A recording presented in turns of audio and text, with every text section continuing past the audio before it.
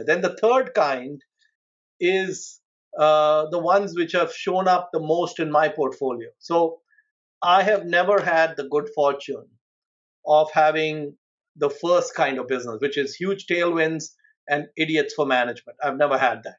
If I ever get that in my portfolio, uh, we're never going to sell those. We're going to keep those forever. Um, Now the third one is when the market gets confused between risk and uncertainty.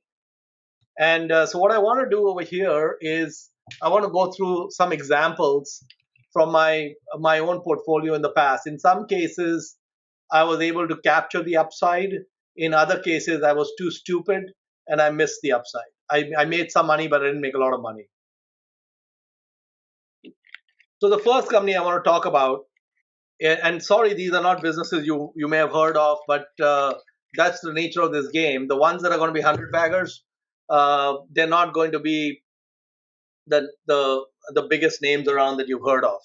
So in um, in 2005, I invested in a steel company in which was based in Canada. They were traded in the U.S. called IPSCO. So IPSCO made two types of steel. They made plate steel and they made tubular steels. You know, kind of like pipelines, drilling oil wells and all that. So they made these kind of the specialized steel, which was either in pipe form or plate form. And the company had the following characteristics when I invested in it. The market cap was 2.5 billion. They had 900 million of extra cash on the balance sheet, and the company had contracts on the book because there were these pipelines that were going to buy their steel for the next couple of years. So they had a 2 year backlog where they knew that their earnings for the next 2 years were going to be 650 million each year. So you had a $2.5 billion market cap, and you had 2.2 billion between cash they already had and then cash that was coming in the next 2 years.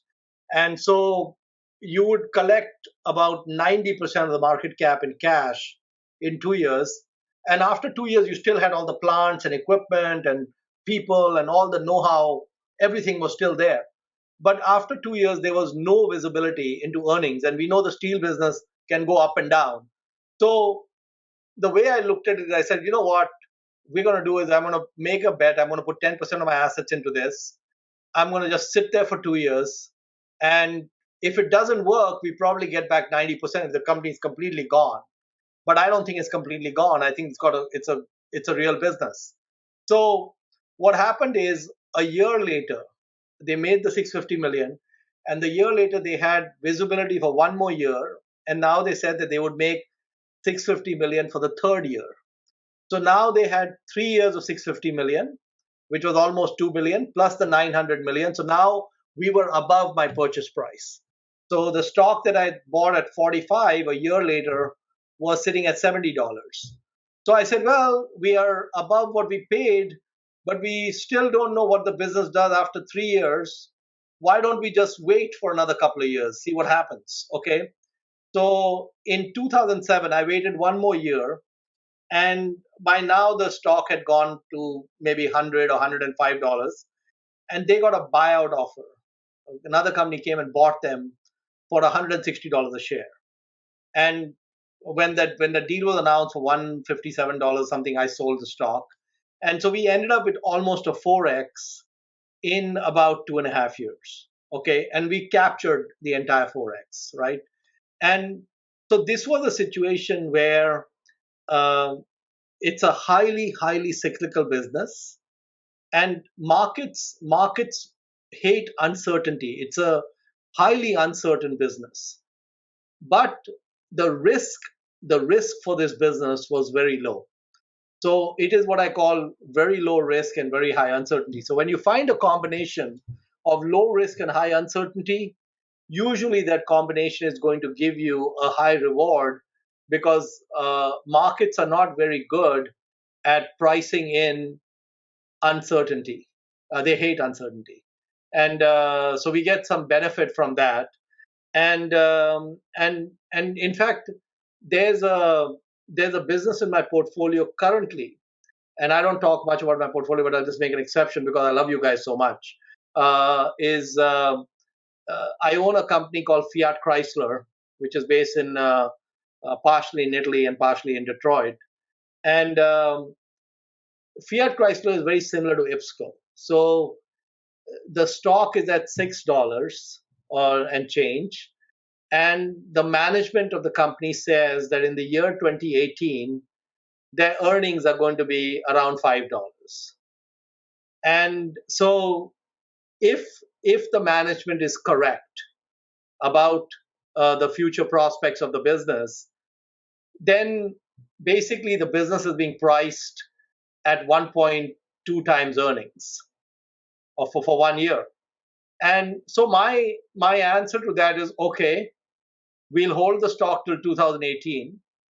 Uh, if it's completely worthless as a business, I mean, they have 130 billion in sales of cars. They just started manufacturing Jeep in China. The Chinese love their Jeeps. Raise your hand if you think Chinese love Jeeps. All right, at least a few Chinese love their Jeeps. That's great.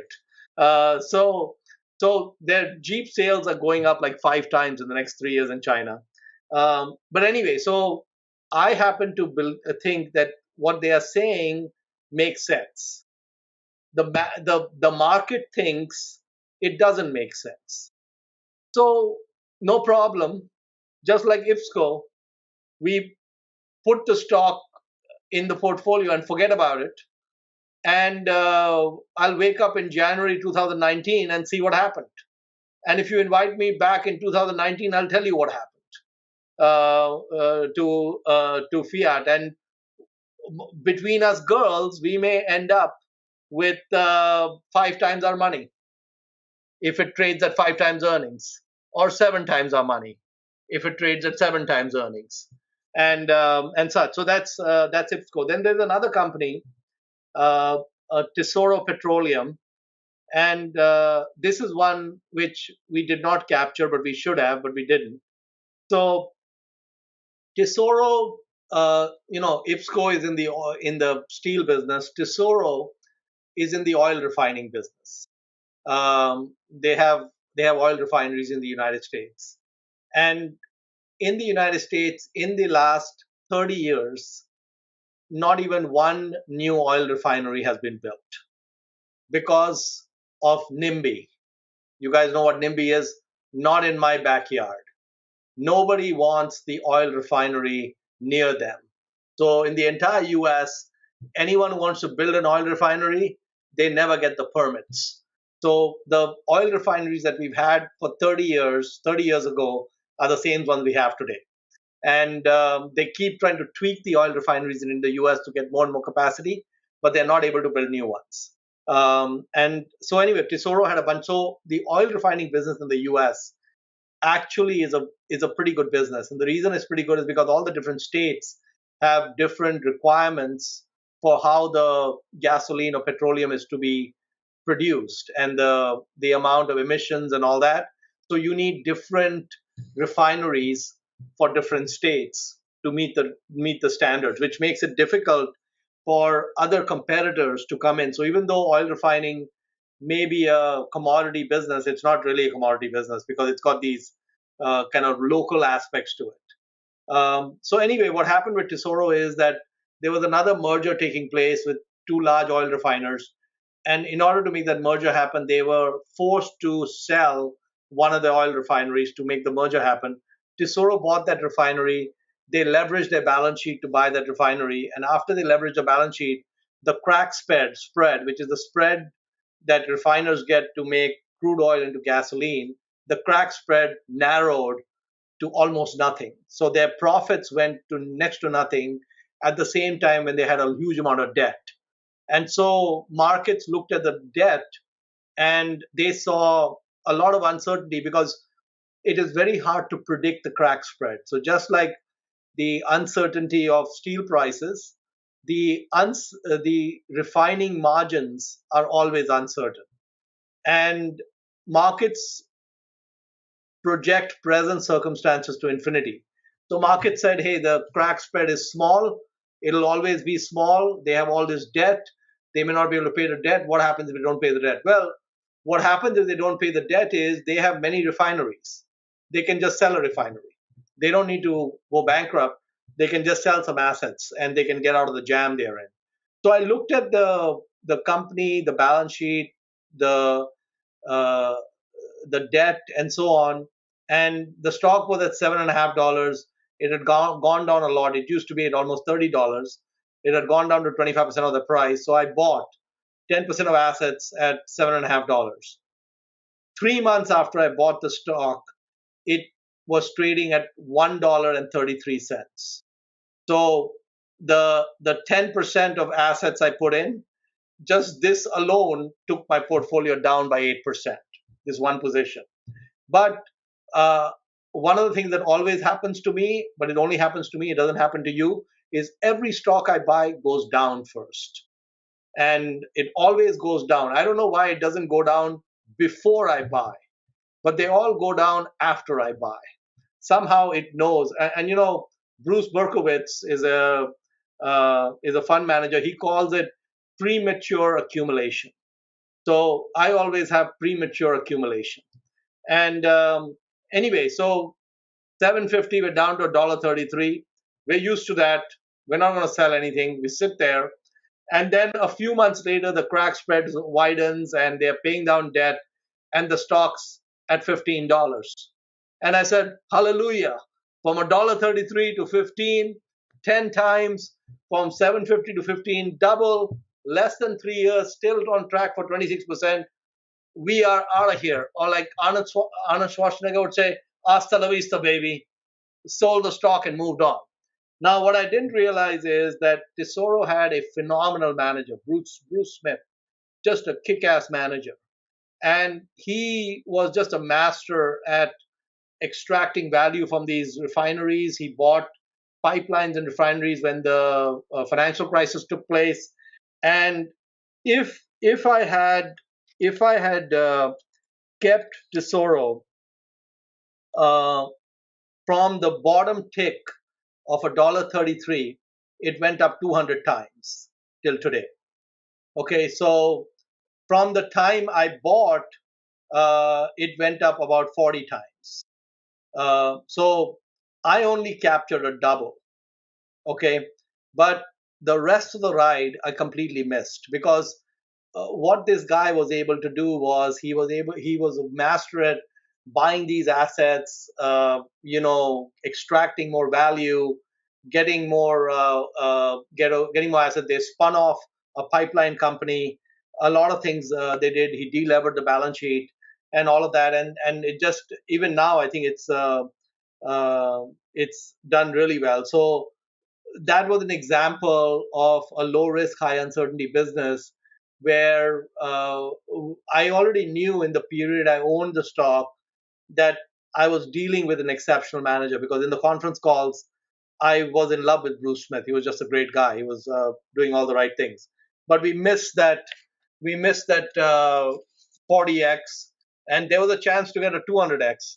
And then we are going to go to another one, which is a shipping company, all these wonderful businesses, steel business, refining business, shipping. And you thought you can only make the money on Alibaba and Baidu. No, you can make the money without Alibaba and Baidu.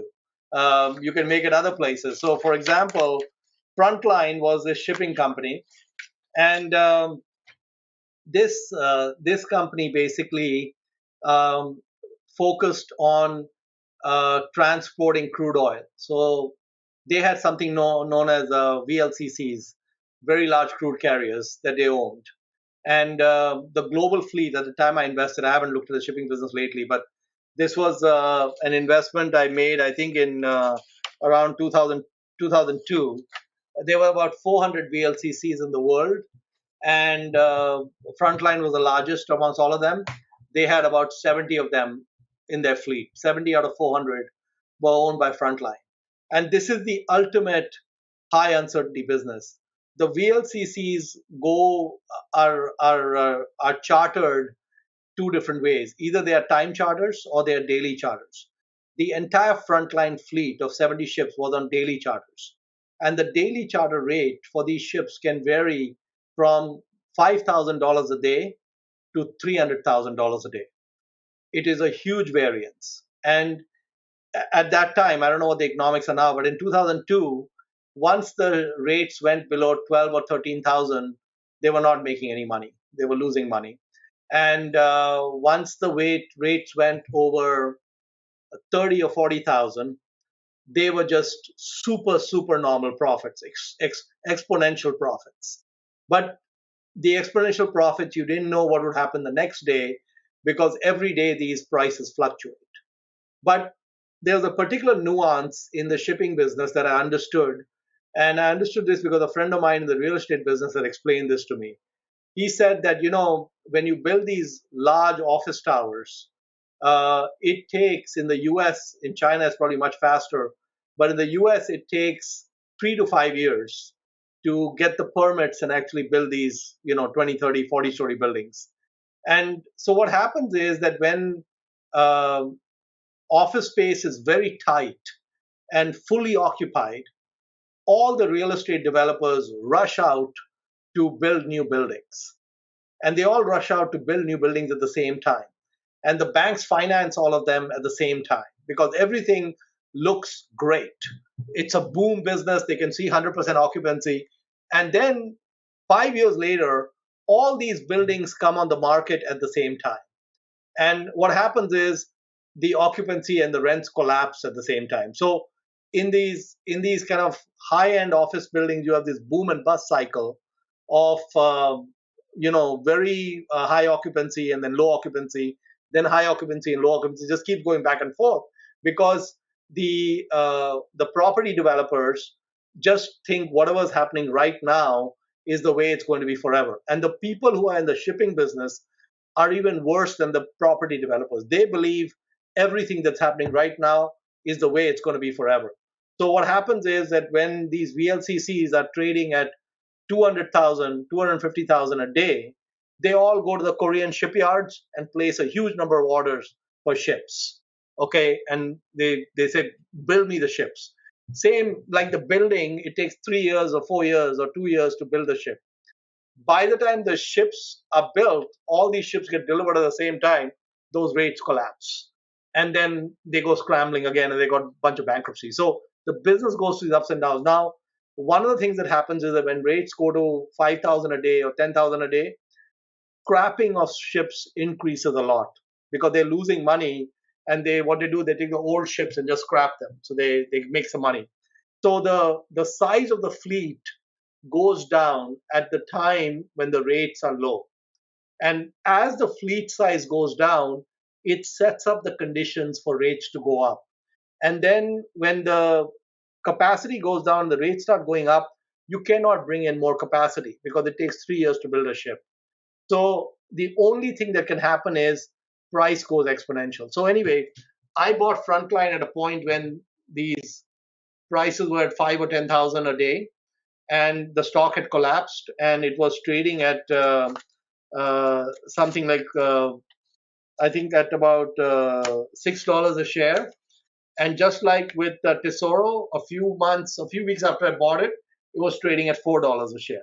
Lost one third. Not as bad as Tesoro, but one third is gone.